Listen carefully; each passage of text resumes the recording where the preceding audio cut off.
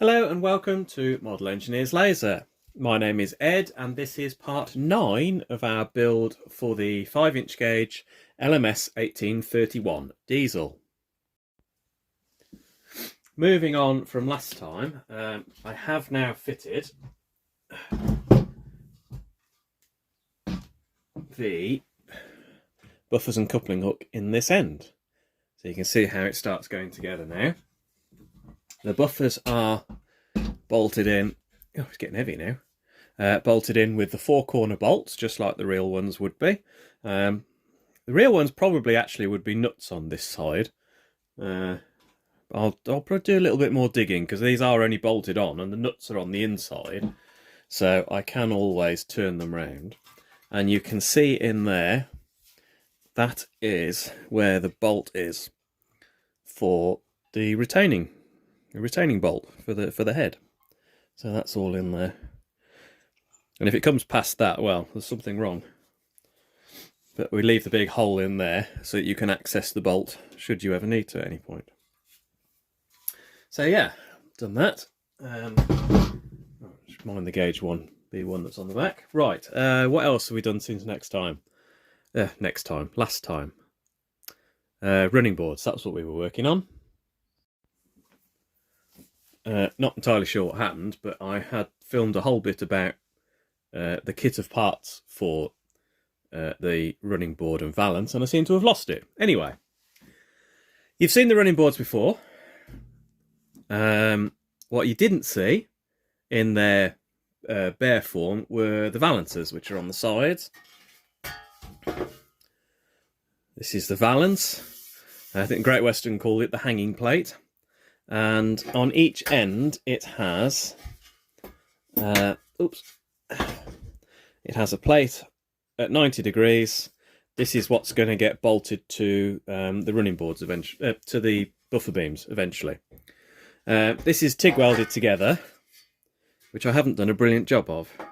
The trick with doing welded things like this is to not put too much heat into it in one go. So what I did, I tacked it in a few places, let it go cold, then I welded a little bit, let it go cold, welded a bit more, let it go cold. I was in for, it was probably about 4 hours, I think, doing that, just letting it go cold every time between. And it's still twisted, which is frustrating.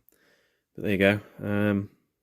So what I've done, I've actually modified the CAD file so it's now a left half and a right half to try and take some of this anchoring. You can see where it's bowed in the middle. But when it's bolted onto the frames, it actually goes back straight again, or it goes as straight as the angles do. So I'm not, at the moment, I'm not massively worried about it. Not mine anyway. If it does become a problem, well, I'll just do another one. But yeah, so that's that. Like I say, I have had it bolted on already. And that slots in there. And then when you can see how it's twisted. But yeah, when all the bolts go in, it does come down flat again. So that's that. I will get some bolts in that now. And then the next thing to look at is the 4 brackets which bolt in underneath, which drill the holes in the frames for. As is usually the case, I have no idea what I've done with the bolts that I was using, the M3 hexagon headed ones. So I've put the frames back on with some M3 brass screws for the minute. That'll just keep everything in place. I also apparently forgot to order M2 screws for the little outrigger brackets. So they've got 8BA brass screws in them at the minute. But it's all got to come apart for painting and everything. So at the end of the day, I'm not hugely worried because all the fixings will come out, we'll paint it, and then I'll put the proper fixings in right at the end. The nylock nuts that I've used, they've been on twice already. So they really ought to be thrown away and reused anyway. Nylocks, you're only really supposed to use them once. So we'll do that. Now, I'm going to pause and give a big shout out to Malcolm. Malcolm, not Malcolm High, Malcolm has a blog called Medstead Engineering, and he is building one of these with a petrol engine in it. And he's got his chassis and everything put together at the minute, and found a slight issue with these brackets. There we go, Medstead Engineering, and oh, go away. There we go, 1831. There you go. So if cookies. Yeah, so if you're going to have a look at his blog, which I will ask Holly to put a link in the description for, because, you know, it's technical, so Holly's the brains of the outfit. And you can see what he's been doing, but you can see from that picture, you can see he's got his engine there. He's built a motor and worm gearbox for his. But anyway, I was saying, yes, he discovered a problem, which I haven't got to yet, in that outrigger bracket fouled with the crank. So we have moved it slightly, which is why I have an extra set of holes there. I've already changed the laser cutting files in that respect, so future ones will be missing the waggly bits. Thanks to Malcolm for that one. It's helpful having somebody else building it at the same time, because while I've been fighting to get all these bits together, he's cracked on and got wheels and axles done. So I already know there's a few things to deal with there. But yeah, waffling. Right, okay, so brackets are on. M3 screws in the frames, and it should be M2 screws up into there. And now, this is all starting to get really quite a rigid, really rigid structure now. There's no stretchers in this. We don't know what the original engine had. Having been a steam engine in a previous life, it will have had a load of strength from the cylinder blocks. It will have had a stretcher in somewhere for the motion plate. It probably had some stretchers around the crank axle and under the back end, but from the one drawing that I've got of 1831 as the proposal for modifying it at Derby, I can't actually tell. So at the moment we're leaving that. We're just going to leave it an open space for getting motors and everything in and see what happens. Yeah, but that's it. That's all straight again. Well, it's a little bit wavy, but I haven't got all the bolts in it. Those are in. So the next thing I want to look at while I'm working in this area are the steps. And those are the step frets, and they go on these sets of holes in all four corners. We might as well get those done now, because I think they're probably going to be a part that gets bolted onto the running plate, and then the running plate and the steps go for painting at the same time, so we get no paint between the joints and everything. Not too sure on that one yet, but I'm going to have a look at these now anyway, because they're a nice little bit that we can get done. So that's the fret, laser cut in. Let me have a quick look, because I can't remember these things. 1.4. Yes. Okay. What's going on with the vernier? 1.5. There we go. 1.5 steel. You've got the main backing there, the upper step and the lower step. So the first thing to do is just to snip them off with a pair of decent side cutters. I won't do that one for a minute. And the next thing we've got to do is to fold the tops of these over. Now, let me just move everything out of the way. So these are my bending bars, and they're what I use to do 90-degree bends in things. It's two pieces of 2x1 bright mild steel with a row of holes. These are clearance holes, and those are tapped holes. They're all M8.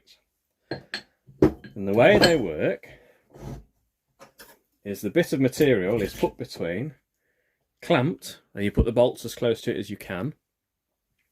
Big heavy vise to hold it, and then the bit that pokes out is what you knock over. And the way I made mine, this side's got a radius on it. It's not a big radius, 30 seconds, something like that. Maybe 3/64. And then that will produce a radius on the back.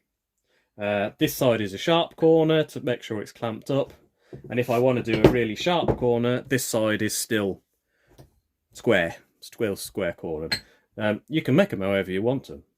And the way they work, so what we do, that's the bit that's got to be bent. It's a little bit tricky just to get these aligned. I probably should have made the holes a bit smaller. But you'll notice in the step, in the laser cut, there's this slot here. And that's important. What you do is, when you've cut the 2 step treads off, just drop them in the hole like that. Now, keeping these 2 straight, just push that up, like that. Keep those straight, make sure that's pushed up. Now the trick is to get the 2 bolts nipped up and keep the bars parallel and keep that snug in there. And then you nip that up like that.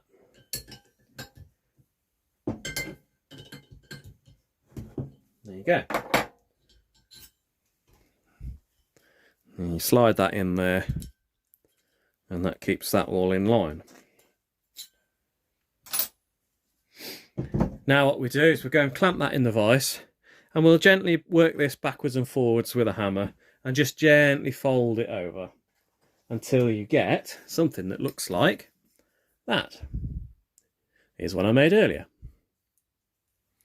Now what we will do is we will just drop in there and just weld that up. Just for strength. Optional, I think, probably. You know, we've got an 8mm wide strip of 1.5mm steel there. I suspect they'd probably be alright on their own. But I'm going to have the welder out because I've got to do the step treads. So I will... They just slot in there like that. They've just had a quick rub with a file just to take the burr off. And they will go in... They will go in there like that when we're ready. There's a little bit of bending to do on these as well. You can see there is an etched line on there. Etched lines are a little tricky to do because what we do is we turn the powered right down so it can't actually cut it. And it just leaves a mark on it. But if the material's too shiny, brass is a good example, it tends to reflect it and it doesn't etch very well. Steel's normally alright. But sometimes with brass, it just bounces off it and doesn't leave an etched line. But these are steel, so they should be all right. But yeah, there we go. So I will go on and get the rest of these bent up now. You don't need to see me hammering metal. And we'll get them all to that stage. And then similar sort of process, we've got to do these 2 as well. We'll fold those over and upright. These, of course, are too wide for my bending bars, or for this set of bending bars anyway. Yeah, just. So I'm probably going to end up using a parallel off the mill, or something like that. I have got another set of bars somewhere. I can't remember where they are, and I can't remember what size they are. But anyway, I will go and do that. There you go, after about 20 minutes or so, this is what you end up with. 1 step assembly. A pile of it to make some more step assemblies. Wide ones go in the bottom one, narrow ones go in the top, just like that. They were too narrow for those bending bars. I couldn't find my other bending bars, so it was a parallel in a vice job. It just so happened, purely by chance, these bottom ones, the longer ones, I stood them in the vice, they hit the bottom, and it was a perfect height. How often does that happen? There we go. So a little bit of fettling on those. Bend them up. There we go. There's a set of 4 of those. And they're going to go, obviously, going to go up into there somewhere. So you get an idea of where the doors are going to be for the cabs now. Now, the real ones, these wouldn't have been pushed into slots and tabs, obviously. They would have been a separate piece. They'd have been folded up at the back, and there'd have been a row of rivet holes, and they'd have been riveted onto that originally. We were trying not to go to too much detail with the kit. We were trying to make it a fairly basic, get it together and then go further forward and do what you wanted with it. Obviously the bodywork's got all the rivet holes in because it's a very prominent feature on it, but what you could do if you wanted, you could drill some holes in the back of here, put some dummy rivets in. You could get a scrap of steel, make a little piece to go in there as though they were turned up at the back. If you just wanted to add that little bit of extra detail, I think I'm probably going to leave these as they are, but we'll see. The next thing I'm going to do is I'm going to go and weld these corners up. I've decided I am going to weld them up, so I will do that next. Break out the TIG welder and do those.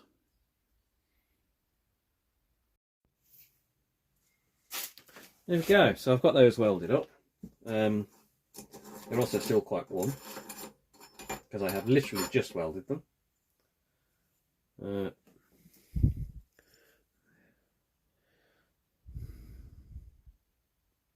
Focus for me, come on. I really should get a proper camera. There you go. Just welded up the slot on there. Nice. Just fills in the back there like that. The way I do it, bolt it onto a piece of copper bar. I've had this bit of copper bar for years. It gets used for all sorts of things. But you won't weld to it, but it just fills the back up nicely. And it just helps. It helps stop it blowing holes as well. I did that with about 55 amps, I think that was. Get the filler rod in there, fill the gap up, build it back up.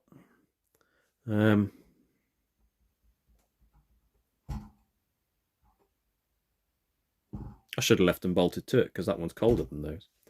Right, anyway, so having done that, the next job is to go and get these silver soldered in. I was going to TIG weld them. I suppose you could TIG weld them. You could just fuse the backs over and weld them. But you wouldn't have it actually jointed there. Actually, they're 1.5mm steel. You ain't going to get them hooked and bent very easily, I don't think. Don't know.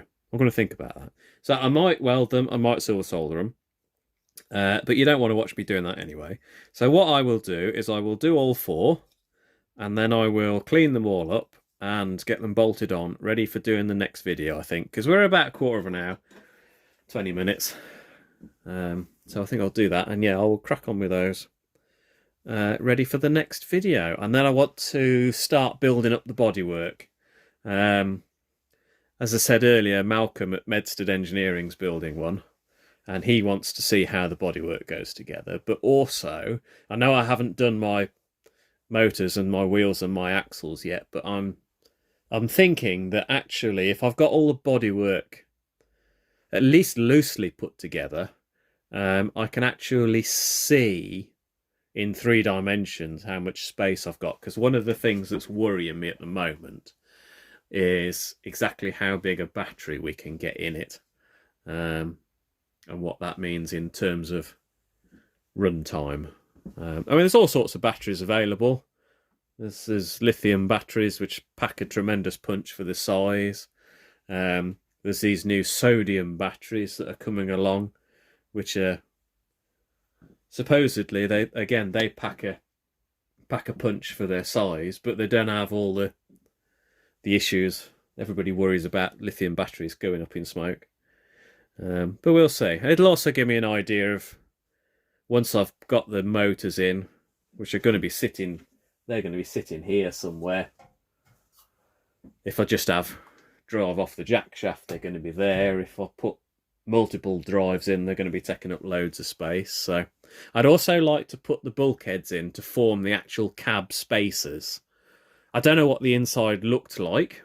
Absolutely no photographs I've ever found of the control equipment for it, but if I can do it as a separate cabin, then I'd like to do that. But of course that means there's a bulkhead about there, which I have laser cut already. So the space you've got for batteries and motors and the 4QD control stuff is only from there to there if you do that. So I don't know. We'll see about that. But anyway, waffling. Yes. You don't want to listen to me. So I will say like, subscribe and share, and I will see you on the next one.